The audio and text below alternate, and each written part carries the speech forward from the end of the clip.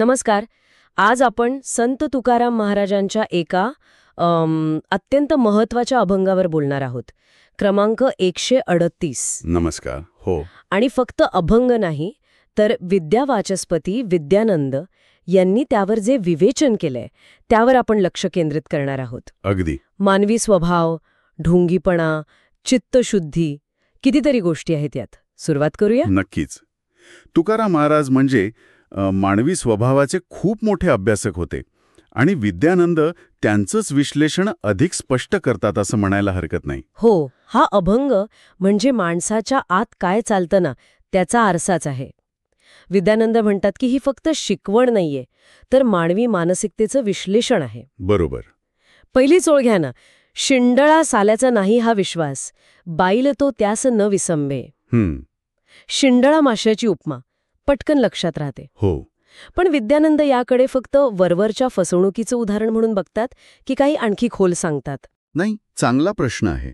विद्यानंद हे स्पष्ट करतात की शिंडळा मासा वरून आकर्षक पण निसरडा असतो. हे ठीक आहे. पण ते म्हणतात की हा दृष्टांत फक्त बाह्य रूपावर जाऊ नका एवढ्यापुरता नाहीये. त्यांच्या मते महाराज येथे विश्वासाच्या मूळ तत्वावर बोट ठेवतायत. अच्छा. विश्वासा देखाव्याने नाही मिळत, तो सातत्यपूर्ण चांगल्या वागणुकीनंच मिळतो आणि टिकतो. म्हणजे आतून जी व्यक्ती ढोंगी आहे तिच्यावर तिची बायको म्हणजे अगदी जवळची व्यक्ती सुद्धा पूर्ण विश्वास नाही ठेवू शकत. कधी ना कधी ते उघड होतच. बरोबर. तो दिखाऊपणाचा बुरखा फाटतोच. हे फार महत्वाचं आहे.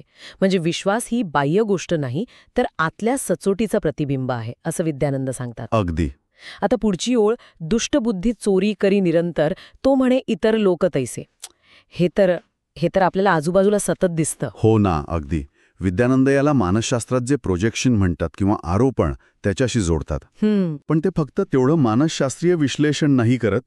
त्यांच्या मते महाराज इथे एका मोठ्या आध्यात्मिक समस्येकडे लक्ष वेधतायत. म्हणजे कसा? म्हणजे जी व्यक्ती स्वतः चुकीची वागते, ती स्वतःच्या मनातले दोष, स्वतःची काळी बाजू ती इतरांमध्ये बघायला लागते. अरे जगच वाईट आहे, सगळेच चोर आहेत असं म्हणून स्वतःच्या कर्माचं समर्थन करते. हो, स्वतःला जस्टिफाय करायचा प्रयत्न. अगदी. आणि विद्यानंद म्हणतात की हा फक्त बचावात्मक पवित्रा नाहीये, ही आत्मवंचना आहे, स्वतःला फसवणं आहे. आणि हे आध्यात्मिक प्रगतीत मोठा अडथळा ठरतो. बरोबर. जबाबदारी टाळणं म्हणजे सत्यापासून दूर जाणं. हो. अच्छा.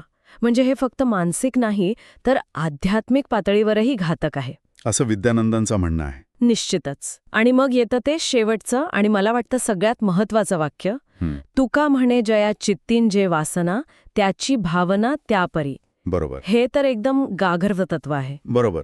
आणि विद्यानंद याच क्षणावर सगळ्यात जास्त भर देतात. त्यांच्या मते हे संपूर्ण अभंगाचं सार आहे. चित्तातल्या वासना म्हणजे फक्त स्थूल इच्छा नाहीत बरं का.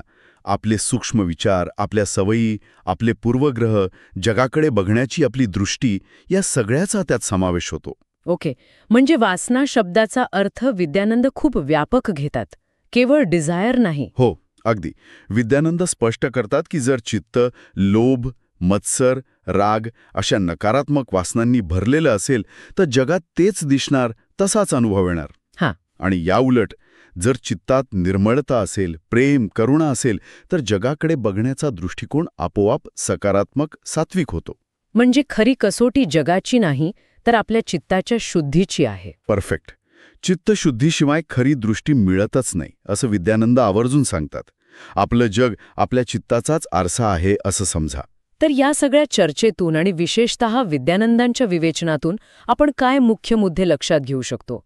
कोणते टेकअवेज आहेत? विद्यानंदांच्या विश्लेषणातून मला वाटतं 3 गोष्टी अगदी स्पष्ट होतात. एक म्हणजे खरा विश्वास हा दिखाऊपणावर नाही तर चारित्र्यावर टिकतो. बरोबर. सातत्य महत्वाचं. दुसरं म्हणजे स्वतःचे दोष इतरांवर टाकणं, म्हणजे जे प्रोजेक्शन आपण म्हणालो ते फक्त मानसिक नाही तर आध्यात्मिक प्रगतीला पण मारक आहे, कारण ते आत्मपरीक्षणाला थांबवतं. आणि तिसरं? आणि सगळ्यात महत्त्वाचं, तिसरं म्हणजे आपल्या अनुभवाचं आणि दृष्टिकोनाचं मूळ हे आपल्या चित्तातल्या वासनांमध्ये आहे.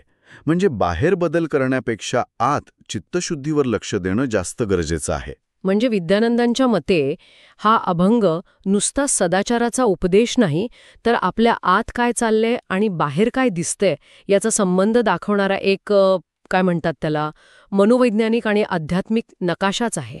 अगदी बरोबर. आणि म्हणूनच हा अभंग कालातीत आहे. आजही जगात तोच ढोंगीपणा, दोषारोप, अशुद्ध दृष्टी दिसते. हो. विद्यानंद म्हणतात की तुकारामांचे शब्द आजही आपल्याला आरसा दाखवतात, स्वतःकडे प्रामाणिकपणे बघायला लावतात. आणि मग ऐकणाऱ्या प्रत्येकासाठी विचार करण्यासारखा मुद्दा हाच राहतो की आपल्या चित्तातल्या नेमक्या कोणत्या वासना, कोणत्या सवयी, कोणते पूर्वग्रह जे नकळत आपल्या भावनांना आणि जगाकडे बघण्याच्या दृष्टीला आकार देत आहेत. हाच तो आत्मपरीक्षणाचा प्रश्न आहे जो संत तुकाराम महाराजांनी आपल्यासमोर ठेवलाय आणि विद्यानंदांनी तो आणखी स्पष्ट केलाय. याचं उत्तर शोधण्यातच खरी प्रगती आहे.